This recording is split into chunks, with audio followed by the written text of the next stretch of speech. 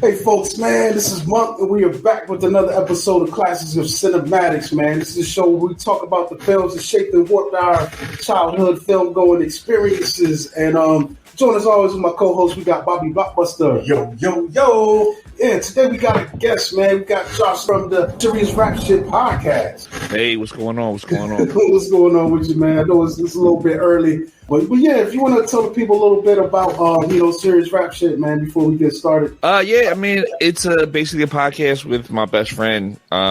We've known each other since we were ninth grade. So, we basically grew up together. And what it is basically our take on everything going on in hip hop and politics and our daily lives, like all that kind of shit. It's basically just me and him talking. It's conversations me and him would have had. We just put a recorder to it. We won Best of Philly in 2020. We've worked with, we've done a ton of live shows. We've done, we're doing a whole bunch of shit. We did a documentary a couple years ago. We have a Vivo channel called Serious Rap Shit Vivo. If you put that in one, all is one word in YouTube, it'll pop up, and all that shit is there. Our documentary's there in 3 parts. It's also available on Quincy Jones' streaming service, Quest TV.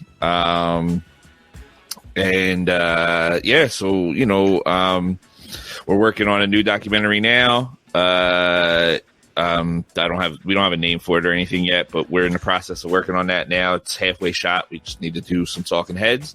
And then after that, we're just working on a bunch of shit. And, Serious Rap Shit, you can get it wherever you get podcasts. We always talk new music for the week too. Folks want to check it out, definitely. Yeah, that's what's up, man. So we got you here today with us to talk about this crazy film called Sleepwalkers, man, from 1992. Yeah, 92. And as Bob was pointing out before we started, man, this film is interesting because it's not based on a Stephen King book. That's crazy there. This was his first screenplay that he did for a motion picture, man. So, which is wild because, this whole month we've been doing Stephen King adaptations, but in essence, we're cheating today because this is not an adaptation. Yeah. This is original.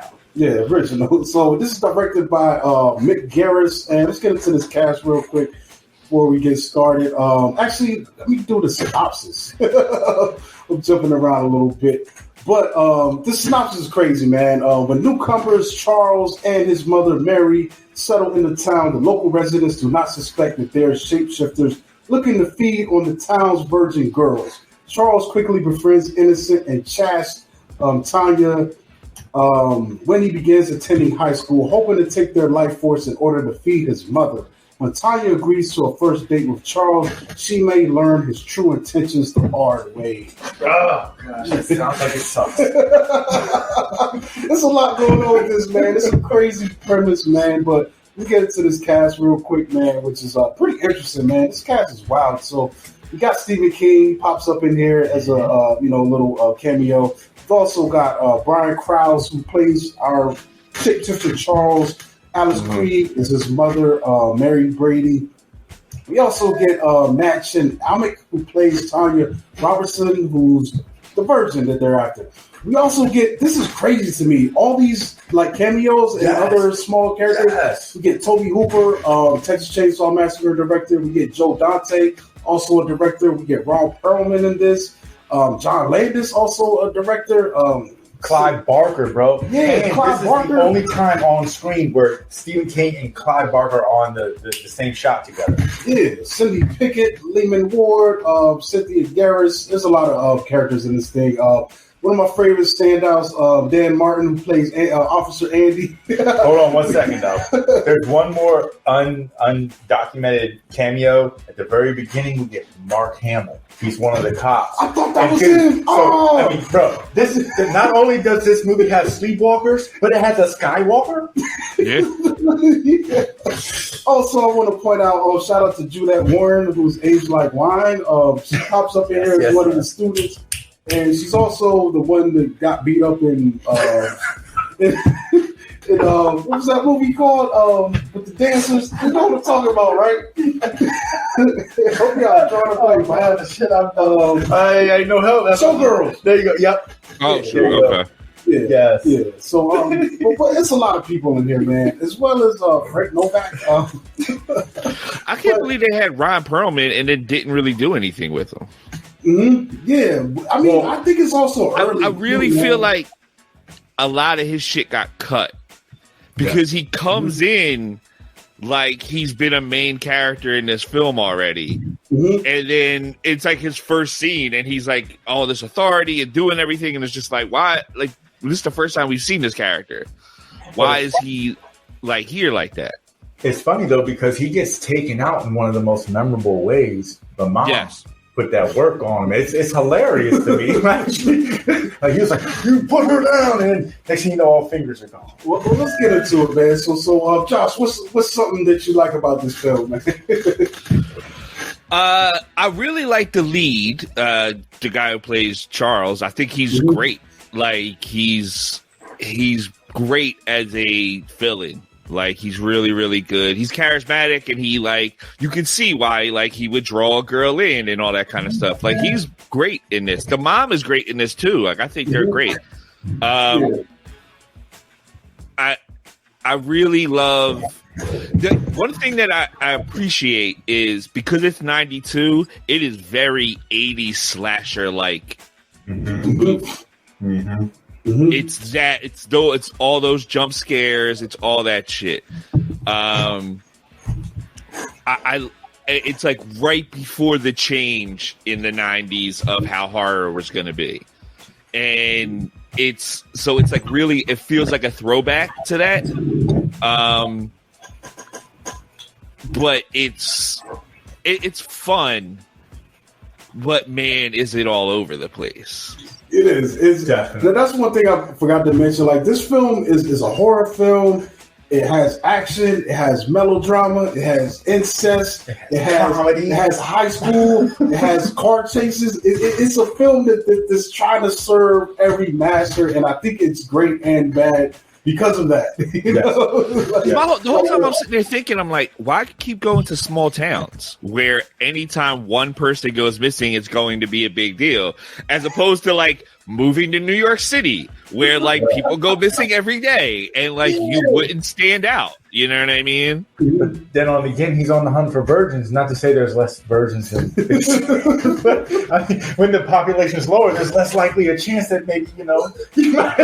Well, I would say this though. Also, why are you going after grown women? Like, just find young women who are like 13 years. Like, you know what I mean? Like, my whole when I'm watching it, too weird. But I'm a writer, right? So like, I'm a writer. So like, I constantly, anytime I watch something, I watch it in like writer and editor mode. And so like, as I'm watching this, I'm just like, well, we can like fix this story a million ways. Like, you know what I mean? Like, let's fix this. Let's get this right. And as I'm watching it, I'm just like, oh man, like, I think Stephen King, now knowing the whole thing about like this being a screenplay, I was like, oh, I think Stephen King wanted to write a slasher movie essentially, and he can't get the weird his shit out of it.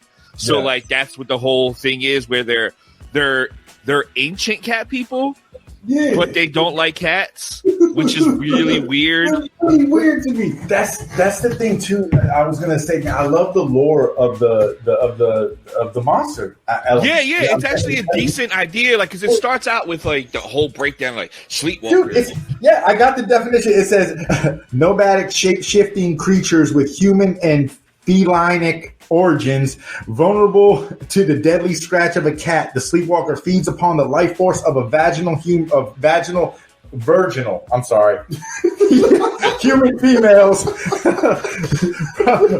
And then they say the probable source of the vampire origin. So when you read that, you're like, oh, this could actually be really good. And then you watch the movie and you're like, oh no, this is like really, really bad, man. Like, I think the virgin aspect handicapped them, because I'm thinking like you said, man, like they could have just lived a low key life and just, you know, clipping people here and there. But because it has to be a virgin, that means this guy has to go to the source or that. Because the funny thing about it, this is also one of those films where you've got 20-some-year-old people playing high schoolers. Like when I was looking at the hallway scenes, and I'm looking at some of the dudes in the background, I was like, bruh, even our actor, our main guy, looks like he's 35, bro. Exactly. Yeah. Like, And then when you look at the origin of these cat people, I mean, the mom must be about 1,012, so that would put him in his smooth 500s.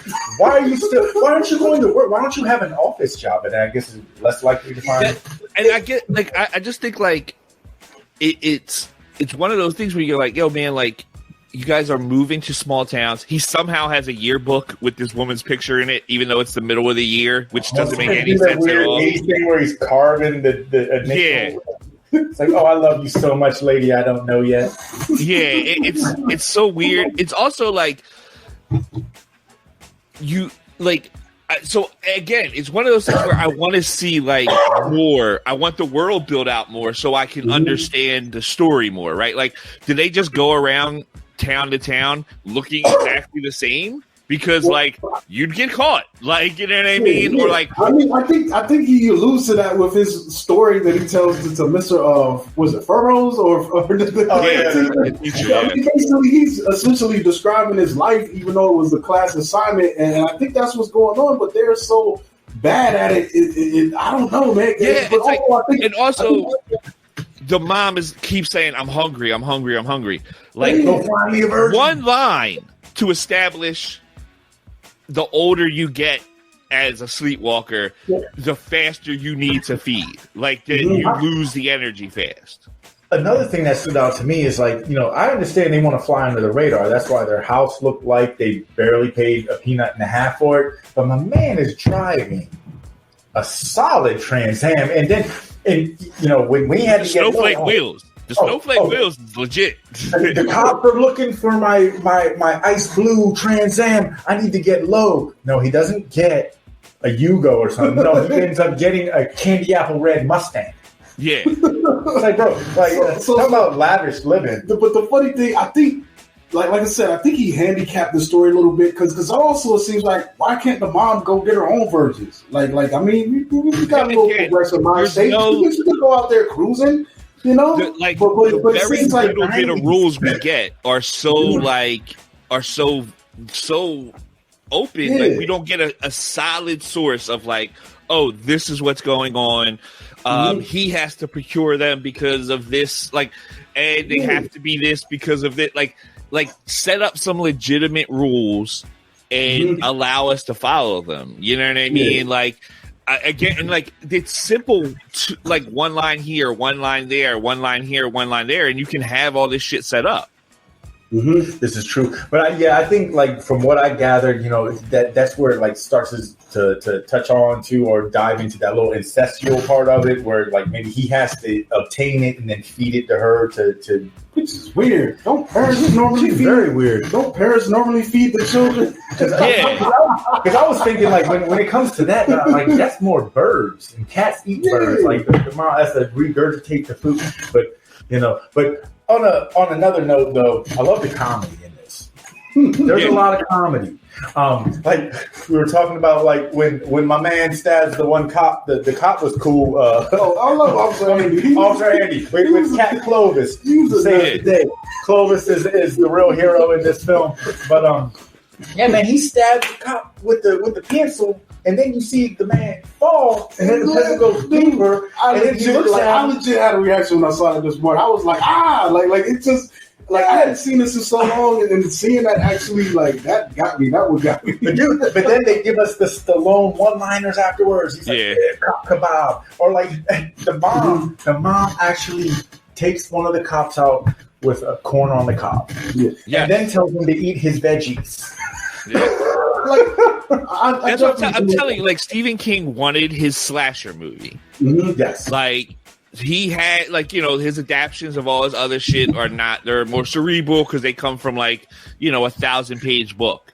And this is slapstick, you know, slasher movie. That's exactly what this is.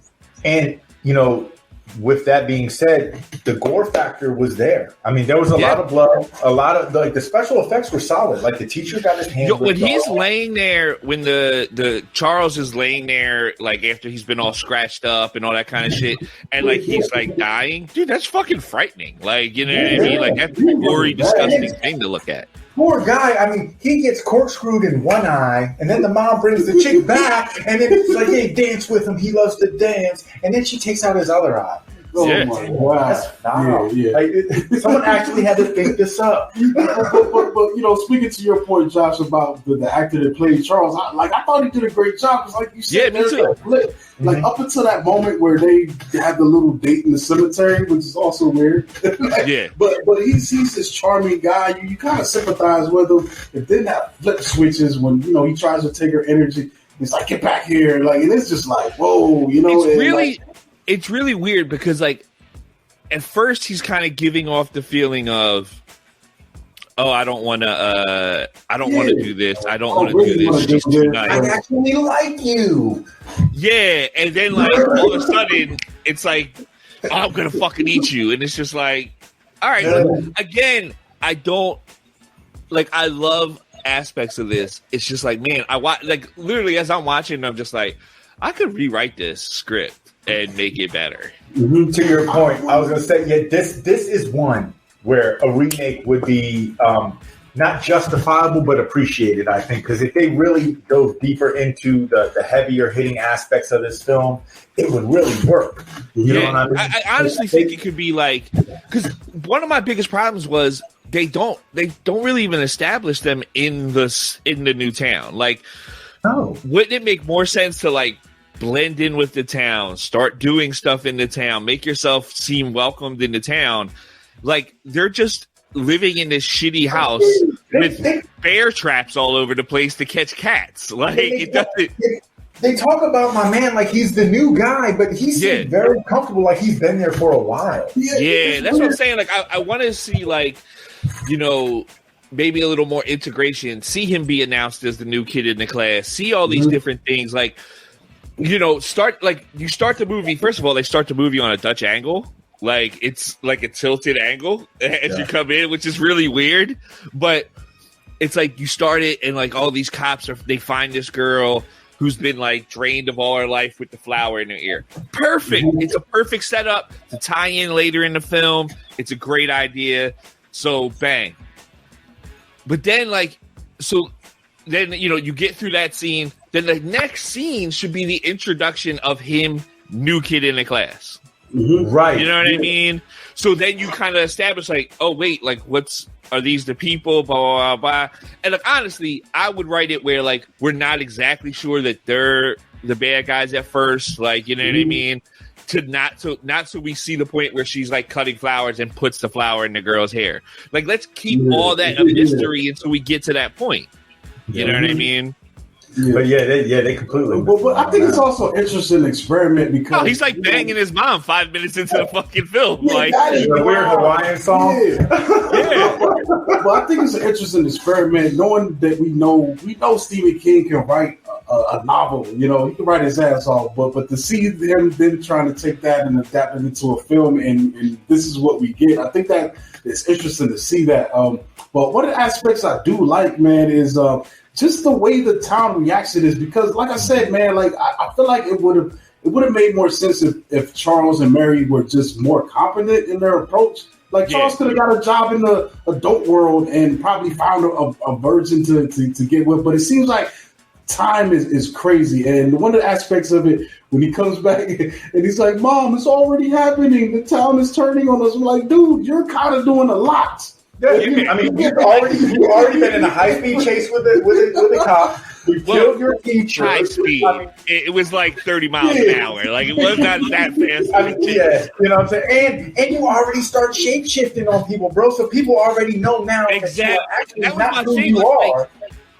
A half hour into the film, he's already killed a teacher and been in a high-speed chase. You showed us your multiple faces. You let us you can disappear. You can change your car. You can look different. So, well, if that's the thing too, how come every time you go to a new town, you don't look different than the town before?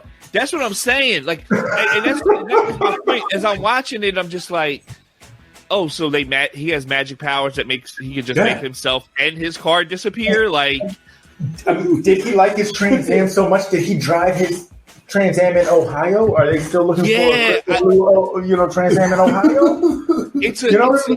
It's one of those things where you're like, again, no power set is established. Like, are they super strong? Like, what's going? Like, what kind of? They're moment to moment powers of convenience. You know? Yes. Like, yeah. You know what? Just to take a step away from us ripping on them for a second, I do like their look when they're half human, half cat. Yeah, me too. You know, it reminds me of the show my mom's used to watch. It came on TV. It was Beauty and the Beast. He looks like George Martin wrote that, right? Yeah, and Game of Thrones. George R.R. Martin wrote that show. I just did that off the whim. Wow, I didn't even know. But what was that? What was the woman? It was from Terminator. Yes. But they look like that, and I always thought that was pretty cool. Yeah, you know what it kind of looks like? It looks like the mid-transformation of Michael Jackson in the Thriller video. It's like that good of prosthetic work. Like, it's really, really good prosthetic work. I mean, in my mind, shit. When I saw this, I was 10, so I was like, man, maybe in real life, that's what Thundercats would look like. Yeah. Cool stuff, man. Like, I did like also the car morph when he had to hide the car. I was like, yo, that's kind of cool for this era of effects work. Yeah. You know? No, but when Stephen King actually puts his leg work in, we get a car morph like what we got in Christine, which was cool. Yeah. Well, that's the thing. Like, I think there's like bones to this that are good. Like the idea that like this is where the vampire myth come from, like all that kind of shit. Like I would like tie this in so much more and build so much more into it. But like he's a dude that writes like these voluminous books, right? When you're writing a screenplay, it's 1 page per minute. This movie's like 90 minutes long. So he went from going like this thing's like 144. No, it's a $1.31. Oh, really? It's a $1.31. Real? $1.31. You know what? Maybe because I was watching it on this. What was I watching on Pluto TV? So we got a commercial. Yeah, I just watched it. I watched it. Yeah, I couldn't find my DVD of it, so I just want to ask you guys. I just watched it on the Fire Stick. I watched it for free. So, but like it's you're condensing so much down when you do that. You know what I mean? This guy who like as I'm thinking about this more now too, it's just like he probably has like a whole backstory in his head for these characters that like he may have turned in a script that was 300 pages long, and they're like, yeah, great. Like, but we're not shooting a 3-hour movie, dude. Like, you're gonna, a 300-minute movie, you're gonna have to fucking like trim this down a lot. And so, like, there's probably so much that gets cut out, and then he's like, all right, well, I'll just have at least this backstory thing in the very beginning of in the movie and shit that'll give some kind of background. You know what? Not for nothing. I'm thinking this might actually play better if they made it a series. That's what I've been thinking too. Yeah. If you do this and then like to unpack. like because like as I'm watching it, I'm like, oh, as the teacher's confronting him, I'm like, yo, does the teacher know about like these sleepwalker creatures or something? And like, so he's gonna like. But it's like, no. I'm like, yo, that's what I would have loved to see. Like this guy tell this story, and then all of a sudden his teacher's like. And then we find out this teacher has like knows all about these like sleepwalker creatures and shit. That would be cool, but I think Mr. Fallows was just a hater. He got so mad when Charles pointed out that Cube has 6 sides, not 4. But you know what? Another thing that tripped me out though is like this is where they fall short on their story building because the next interaction we get with the teacher's like, yeah, so you say you're from Pleasant Hills? There is no Pleasant Hills in Ohio. Yeah, exactly. Show us him investigating that. How do we know you know that? How much shit do you know? What's crazy is because it's edited as like an 80s or 90s movie, and like there's so much walking that's just shown, but nothing of him looking up that guy's record and being like Pleasant Hills and making a phone call. And how the hell are you chasing him down in a chugga bug, bro? Yeah. this is a souped up Trans Am. What kind of nitrous you got? You're They definitely have the supercharger on that car. Like, you know what I mean? Like, it really is like something that I'm watching it and I'm just like, oh man, like there's shit that you can expand here and make it really good and like enjoyable. Because it is, like I said, I expected it because I haven't seen this movie since I was a kid. Like when this movie like first came out, and everybody was talking about like, yo, it's the mom and son fucking in this joint. Like that's what everybody talked about. That's totally that's common now. If you're a Game of Thrones, you watch Game of Thrones. I'm not watching that incest movie. That's tame now. But I remember seeing this as a kid and going like, yeah, whatever. Like, you know what I mean? But now watching it as an adult, I really go like, oh man, like there's like bones to this that could be like a really good movie. I really expected it when I turned it on to be like, oh my God, like what am I getting myself into sitting here watching this movie? Blah, blah, blah. And then I watched it and I was like, oh, this was like enjoyable. It's not terrible. You know, like this feels like a Saturday here in Philly would be like Channel 17. And this is on at like 2 PM, and you go like, oh, I guess I'm watching this because like, you know, that we had 6 channels type thing. Like this is the type of thing where it's like, if it's on, I'd leave it on and watch it and just be like, how bad is this? Ha ha ha ha ha. And the thing is, because Stephen King's, you know, his profile is so long with so many of these movie adaptations, like this one, it doesn't fall on the back, and it's like middle of the pack. You know what I'm saying? Yeah, exactly. It's entertaining enough to keep you engaged all the way through, and then absolutely. You know, then you run your thoughts afterwards, like, whoa, this is. What I think so much of that lands on the mother and son because they are so good in this. They are so good, and like. I think they're excellent in this, and I think like that really carries it because like I'm willing to watch him, and then when she becomes a bigger character at the end, I'm willing to watch her because they're really good. Oh, I love when she starts going ham. Like I said, she does the fly thing, the Goldblum fly thing to Perlman's arm. She kills my man with a piece of corn. She scratched the dad's eyeball. She knocked on the door with some flowers. Like, oh, hey, by the way, my son sent these flowers because he tried to rape your daughter. And I'm cool. And Dad's like, shut up, evil mama bear. She is really like all the way engaged and embraces her character. I will say that about this film.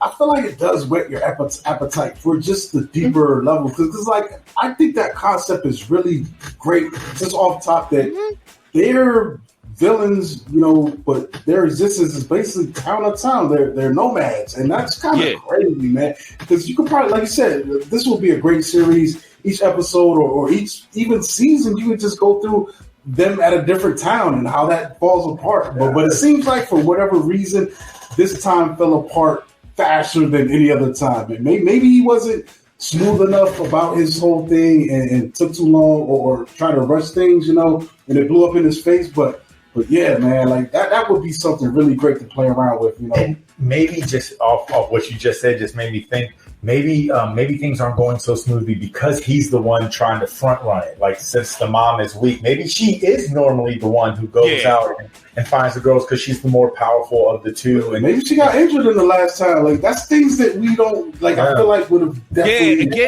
this up. I also think you could play this up to make them less villainous in the sense that like, hey man, like this is how we eat, right? Like this is how we survive.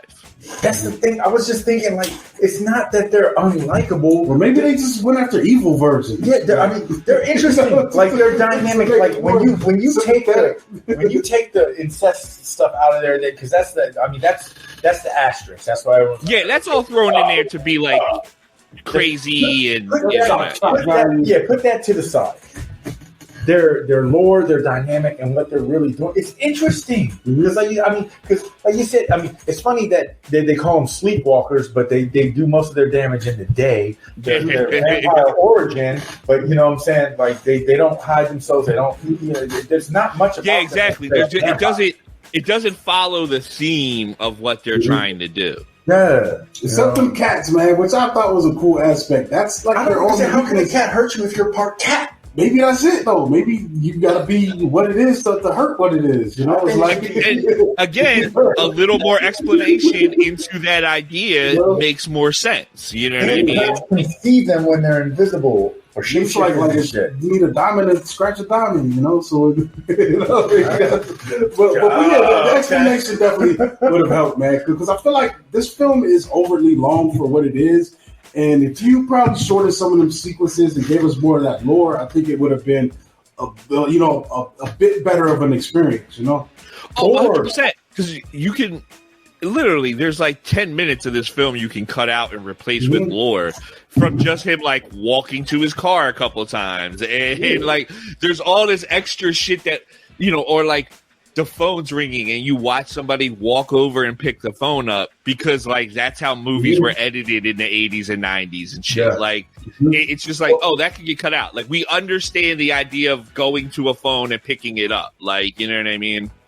I would take it a step further and say extend it a half an hour and use that extra 40 minutes on more story building and absolutely and lore. Like, I mean, because like I said, it clocks in at a short, hour and a half. So we take the 10 minutes of extra cheese on the sandwich off the movie, then that's $1.20. That's pretty much a TV show episode. So I say extend it and just hit the focal points. You know I think a large part of this falls into the idea of like it's in 80s, really 80s, but like really like early 90s horror movie, which is, hey, it's an hour and a half. You get in, you get out. This is just to like it's a date night movie type thing. Like, let's get people in and out, in and out, in and out, in and out. So like you can turn people.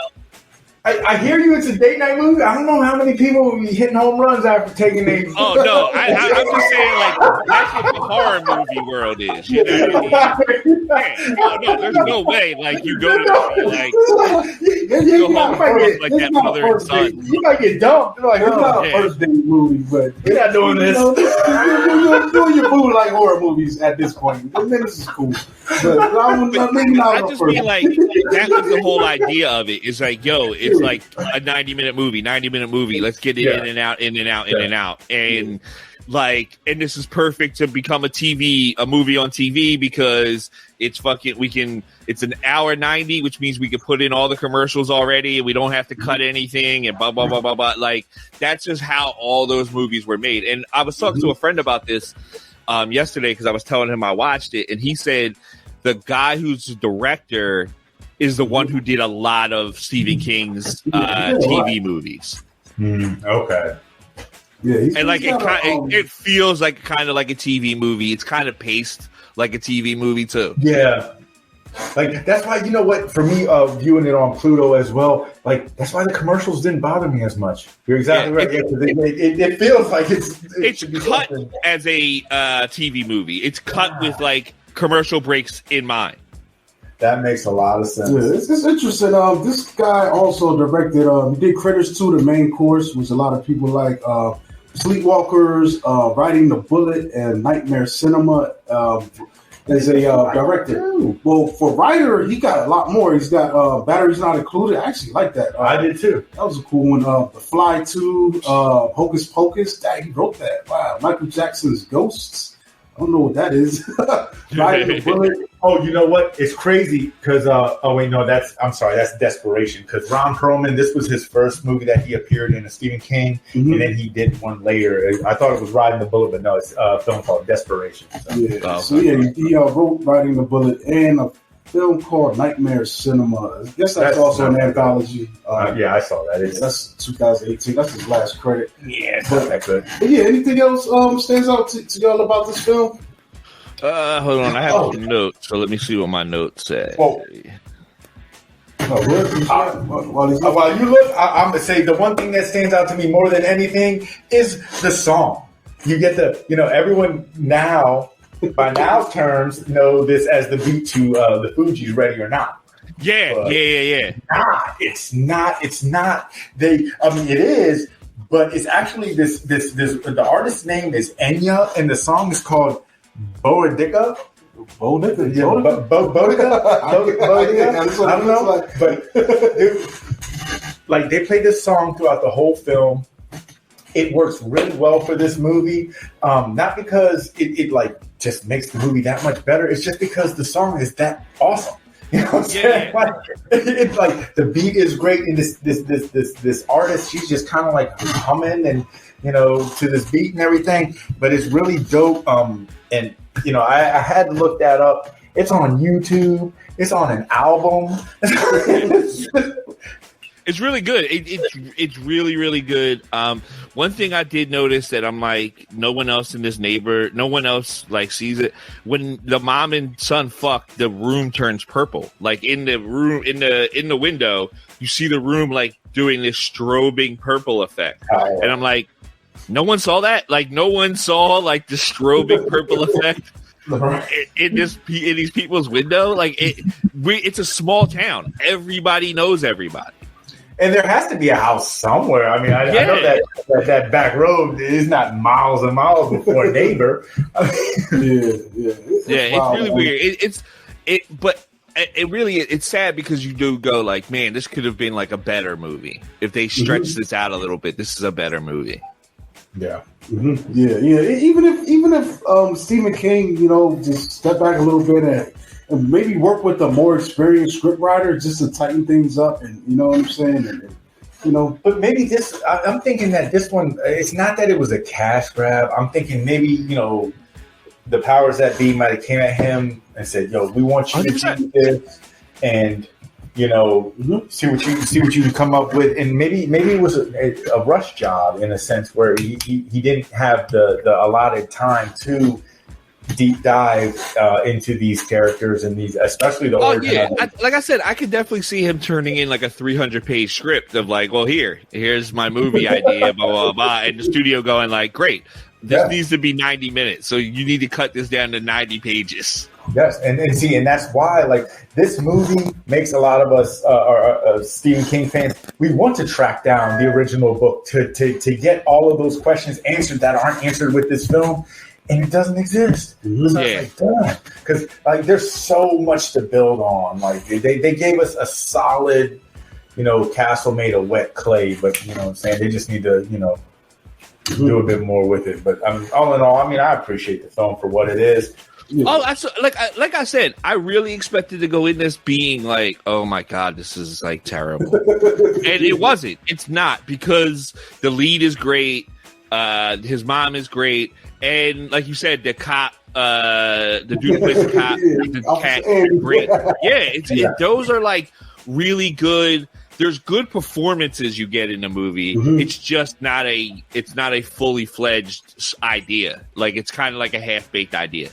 Yeah, definitely, man, definitely. Well, honestly, I think we can wrap this up, man. All I can say is, if you haven't seen it, go see it. I mean, kind of set through this, man. We give you all the spoiler warning, in the description. But also, if you have seen it, watch it again now, with newer eyes. And I think, even though the flaws are glaring, but also I think the entertainment value of this is high. Whether it's sometimes it's entertaining you, in a way that's good, but sometimes it's entertaining me where I'm laughing at some of the craziness that's going on in this, and I think that's fun too. You know what I'm saying? Absolutely. Mm-hmm. It definitely it carries a level of enjoyment and entertainment, and you gotta also just factor in the time that this came out. Not all movies are time stamped; some of them are timeless. This one is not. It gives you that early '90s feel. Like my man was saying with the slasher aspect and it's good gore. The blood doesn't look like oatmeal. I mean, they put the money in the right areas. Yes, and, absolutely. It made it work for what it is. Just the prosthetic work in this is great. Like when he's transformed and laying on that, like all that, the makeup work, that shit is A1. Like they didn't skimp on that at all. Mm-hmm. So that gets a solid rewatch from me as well. Yeah, that's it, folks. Man, we're gonna wrap this up, man. This has been Monk. You catch me at Monkey Blood on Twitter, Instagram. Follow us at Classes of Cinematics on Instagram, and you can follow at From the Canopy Network at FTCNet on Instagram. It's Bobby Blockbuster. Got the short list. Catch me on Instagram at Bobby Blockbuster 1810. Yeah, and Josh, tell the people how we can find you and serious rap shit. Indie _SRS on Instagram and Twitter. So if you want to see me wallow in Sixers sadness on Twitter, you're more than welcome to do that. It's INDI_SRS on Instagram and Twitter, and Serious Rap Shit on Instagram and Twitter, both. And you can get the podcast wherever you get podcasts. Yeah, that's what's up, folks. We're going to catch y'all next time. Peace. Peace.